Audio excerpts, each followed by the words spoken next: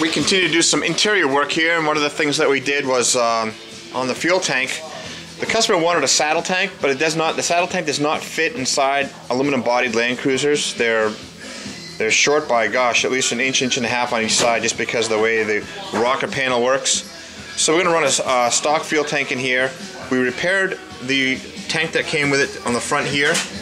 We've also extended down a little bit of this, because typically on a stock floor, the floor rises to meet this, but we've extended down this seat mount, so we have that in there and done. So we have the tank all mocked up in the sitting area. Obviously the Recaro seats are in. One of the back seats, the Recaro seats that we have in the back, we're also mocking up. Kind of a neat thing. We have this thing called a Confer seat. Confer was a company that used to make seat brackets and all sorts of other things for Jeeps and Land Cruisers and suspension stuff. We have this used storage box that fits perfectly in between the wheel wells, and then we have our seat here. And what we're doing is we're going to be using this metal piece. It'll give us storage underneath the seat. We'll make some brackets so it fits in here, and will allow us our tailgate to come in. We're going to have our storage tailgate. You'll see that go on here shortly. They'll come in about here.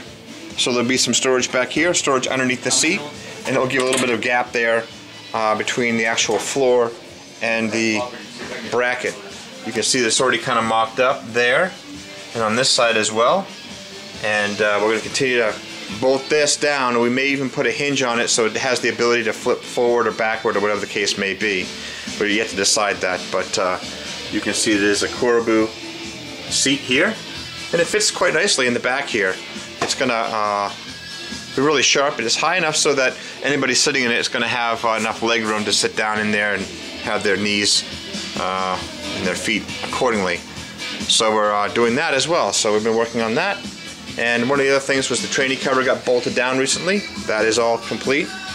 The AC is mocked up. Now we're going to go across and start working on our dashboard next. We're going to have our vintage air ducts, and we're also going to have our odometer meter gauges that will go in there, and other poles and necessary items in the front. We're also talking about the stereo. We're thinking about possibly a custom iPad stereo system for it, and we'll explain that later, but it'll use an iPad to monitor. It'll possibly be sitting here in the middle, and we'll give you GPS and other wireless activity to run the stereo system throughout the whole vehicle, so that'll be pretty cool.